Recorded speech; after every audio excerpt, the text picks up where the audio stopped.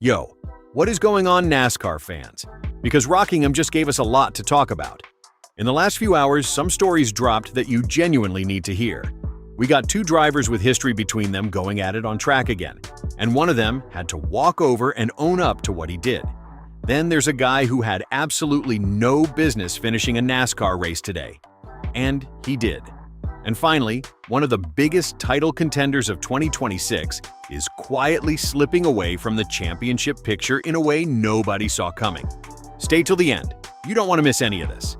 Hit that subscribe button and let's get into it, starting with Rajah Caruth and Jesse Love. Look, if you've been paying attention to the last couple weeks in the NASCAR O'Reilly Auto Parts series, you already know that Rajah Caruth and Jesse Love have some unfinished business between them. It started at Martinsville, where those two had a moment that almost escalated into something bigger, and Love's team was ready to get loud about it before cooler heads stepped in. So, heading into Rockingham, everyone kind of had one eye on how these two would share the track again. And sure enough, it happened again. During the race, Caruth was trying to make a move and switch lanes, looking to cross behind Love, but he completely misjudged the gap. He clipped the back of the number 2 car and sent Love straight into the outside wall. It wasn't a massive crash by any means, but it was hard enough to cause real damage to Jesse's car, and you could hear the frustration immediately on the radio. Love was not happy, and honestly, who could blame him? Here's where it gets interesting though. Right after the race, Caruth didn't hide from it.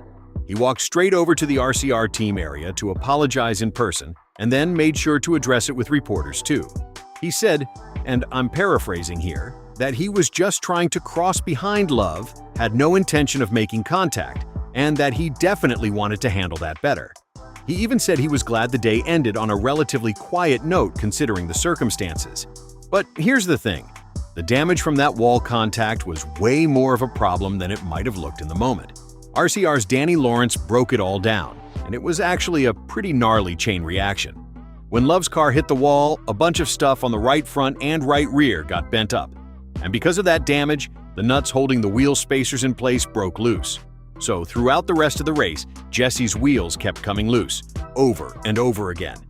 The team was hammering on lug nuts every time he came in, even making an extra pit stop at one point just to make sure the wheels weren't going to fall off. That's not exactly the kind of pit strategy that helps you run up front. So yeah, what looked like a minor bump early in the race turned into an all-day headache for the number 2 team. That said, and credit where it's due, both drivers handled this really professionally. No blow-up, no drama in the garage, no war of words on social media after. Caruth was quick to go own it. Love's team kept things civil, and they moved on.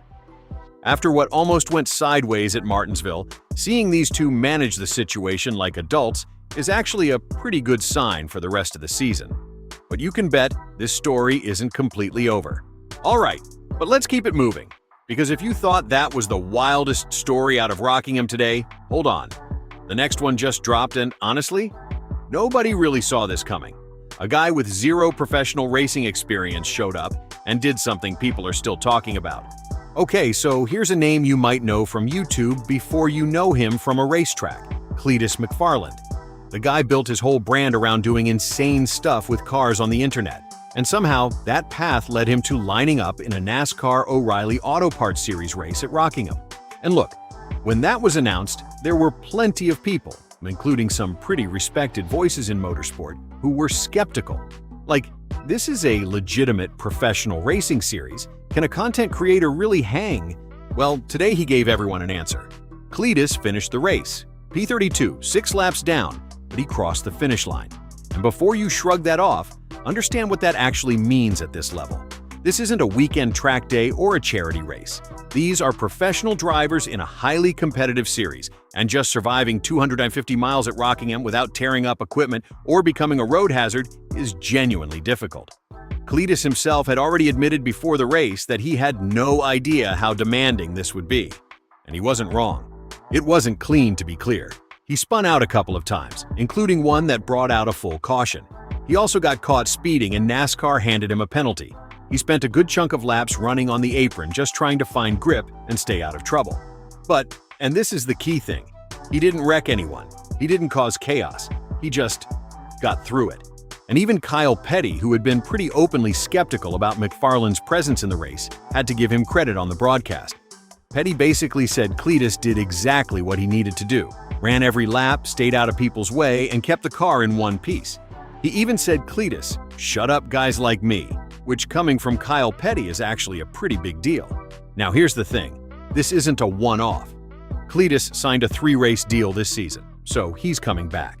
And after getting through Rockingham with his confidence intact and a much better understanding of what this level of racing demands, you have to wonder how much better he'll look the next time out. Now, from a story that ended better than expected to one that's heading in the exact opposite direction. This last one just broke, and it's the kind of thing that should genuinely worry fans of this driver, because the numbers don't lie. And right now, they're telling a very bad story. Sam Mayer came into 2026 with serious expectations on his shoulders. Second year with Haas factory team, a full off-season to prepare, and a real shot at competing for the championship. That was the narrative heading into Daytona. Fast forward to Rockingham, and the picture looks completely different. On Saturday, Mayer suffered a mechanical failure that put him dead last, 38th place, in the North Carolina Education Lottery 250. It's the kind of result that hurts not just in the moment, but in the standings. Right now, Mayer sits 13th in the championship, 30 points behind Taylor Gray for that final playoff spot. He is on the outside looking in. And the rough results haven't exactly been flukes. 4 finishes of 23rd or worse through just 8 races. His only top 5 on the year came at Phoenix. The only reason he's even as high as 13th is because he's been banking stage points.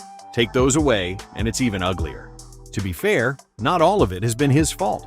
The Daytona crash, the mechanical today, you can't always control that.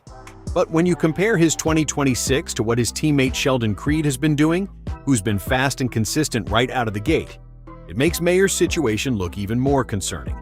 Bristol is next on April 11th. If he can't find speed there, the conversation around Sam Mayer is going to get a lot louder. Man, Rockingham delivered on every front today. Carruth and Love kept it professional. Cletus actually proved some people wrong, but Sam Mayer's situation is the one I can't stop thinking about. Can he turn this thing around before it's too late? Drop your take in the comments and subscribe so you don't miss what happens next.